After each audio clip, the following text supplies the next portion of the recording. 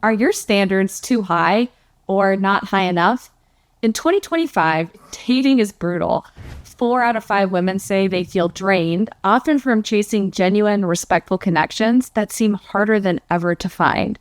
So what actually happens when women, specifically straight women, lower their standards in their love life? I'm jourdantravers, a licensed psychotherapist with over a decade of clinical experience. And in this video, I'll show you, backed by research and real-world cases, the surprising consequences of settling for less. Let me warn you, it's not a pretty picture. Many women are forced to fit in a narrative that's not their own. And here's the thing. Research has shown that it's not always because women are chasing impossible ideals. In a landmark study, communication scientists looked at men and women in long-term heterosexual relationships. They expected to find that women simply valued different standards, but that's actually not what the data showed. Men and women rated the importance of the same relationship standards, things like trust, emotional support, and respect, almost identically. The difference, women reported that those very standards were met far less often in their relationships. The gap between what mattered and what they actually received was significantly wider for women. And when you live in that gap long enough, you start telling yourself a dangerous story, that your expectations are the problem, that maybe you should want less, ask less, and accept less. But lowering your standards doesn't close the gap. It just makes the distance between you and the relationship you deserve even harder to ignore. But why do women settle for less than they deserve? Lowering your standards doesn't always happen in one big moment. Sometimes it's a slow leak. It can start with low self-esteem. You don't think you deserve better, so you take the bare minimum just to have someone call you mine. Or maybe the dating pool feels so small, you tell yourself, he checks a couple of boxes, that's good enough. Others are just tired. After enough heartbreaks, asking for more feels exhausting. And sometimes you start lowering your bar without even realizing, not because it's what you want, but because you're scared of being called too picky. If you've been treated poorly long enough, the bare minimum can start to feel like a blessing, and you forget that you're settling for less than you deserve. Suddenly, basic human decency feels like a rare gift.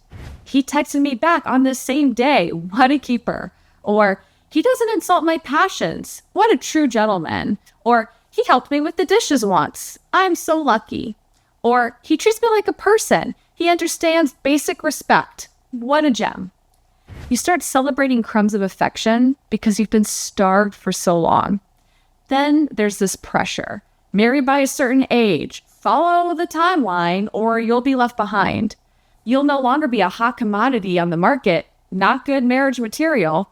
Suddenly, having a relationship matters more than the quality of it. And I have seen a lot of women give into this fear.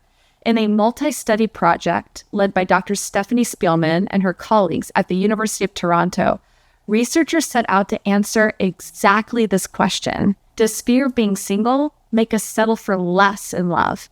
Over 7 studies involving surveys, experiments, speed dating, and even long-term follow-ups. They studied singles and people in relationships across different contexts. And what they found was striking. Fear of being single wasn't just about dreading a quiet Friday night. It predicted who stayed in unsatisfying relationships, who became romantically interested in less responsive or less attractive partners, and who lowered their selectiveness during dating. In one longitudinal study, people with a stronger fear of being single were less likely to leave a relationship even when they were unhappy. In other experiments, this fear led participants to express interest in partners who didn't treat them particularly well or who didn't meet their own stated standards. The surprising twist, fear of being single didn't necessarily mean having lower standards on paper. In fact, people often reported similar or even higher ideals for a partner. The difference came in what they accepted in reality, because when you're afraid of ending up alone, the risk of walking away can feel greater than the cost of staying. But where exactly does this lead you? You give up your career for someone who won't book a flight to see you. You stop wearing what you love for someone who doesn't notice that you've changed. You cancel trips you've dreamed about because they don't like to travel. You stop asking for affection because it always turns into an argument. You forgive cheating because you're scared no one else will want you. You celebrate your birthday alone while sitting right next to them. You give him your best years while all you get from him are excuses. And if watching this makes you feel angry, maybe you should be. But what about men? How do they approach relationships? They usually don't budge on their standards, and a recent study proves that. A new 2025 study out of Czech Republic pulled data from a real dating app. Tens of thousands of swipes, actual behavior, not just what people say they want, and the numbers are brutal. The dating market wasn't a level playing field. It was a steep hierarchy. A handful of users sat at the top, drowning in attention, while most got little or none. And in this hierarchy, women were in the better position because men outnumbered women. Women got far more swipes on average, putting them in the choosing seat. But here's the kicker. Men were consistently aiming up, pursuing women far more desirable than themselves.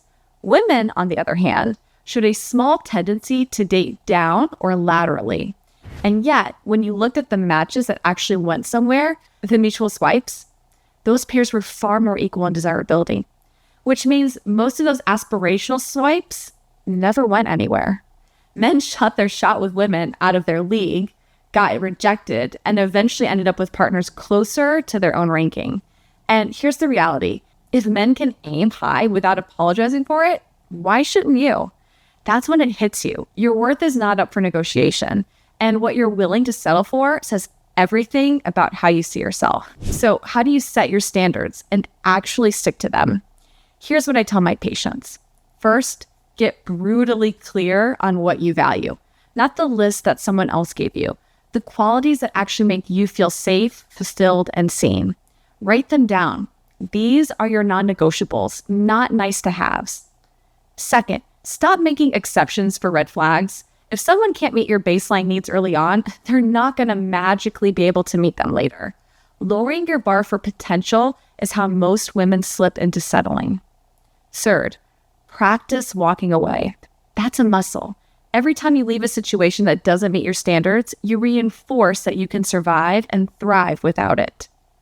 Fourth, surround yourself with evidence of what's possible.